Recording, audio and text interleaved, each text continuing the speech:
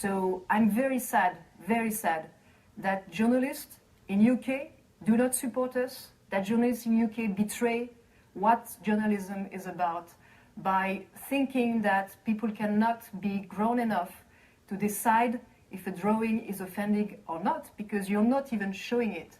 It's this, which is completely crazy, that in UK you cannot show a simple drawing as that. With Mohammed here at Sky News, we've chosen not to show that cover, so we would appreciate Caroline not showing that. I do apologise for any of our viewers who may have been offended by that. As you know, here at Sky News, we've taken the editorial decision not to feature the cover of Charlie Hebdo.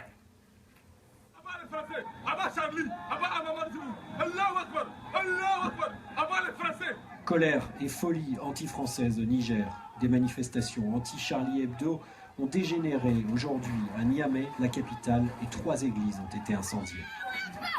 L'ambassade de France a invité ses ressortissants sur place à éviter toute sortie. D'autres émeutes à Zinder, deuxième ville du Niger, ont fait hier 4 morts et 45 blessés.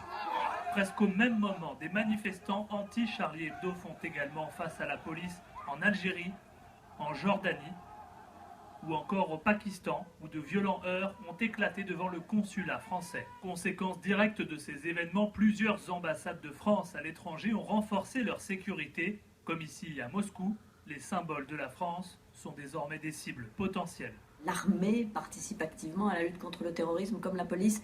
L'armée qui participe non seulement dans l'Hexagone, mais aussi à l'étranger. Ainsi, le porte-avions, le Charles de Gaulle, vient-il d'appareiller de Toulon pour se déployer vers l'océan Indien et renforcer le dispositif contre Daesh au-dessus de l'Irak. Le Parlement a autorisé à l'unanimité,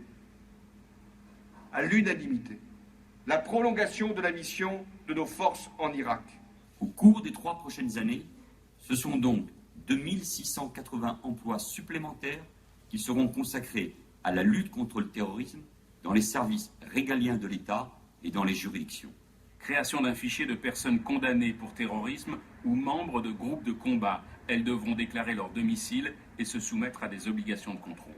Création d'une unité de renseignement au sein de la protection judiciaire de la jeunesse pour tenter d'identifier toute radicalisation en milieu ouvert. Bernard Cazeneuve et Christiane Taubira sont chargés de faire d'autres propositions dans le plus bref délai, principalement pour le contrôle d'Internet et les réseaux sociaux. Certains souhaitaient que le gouvernement adapte à la française le Patriot Act mis en place aux USA après le 11 septembre.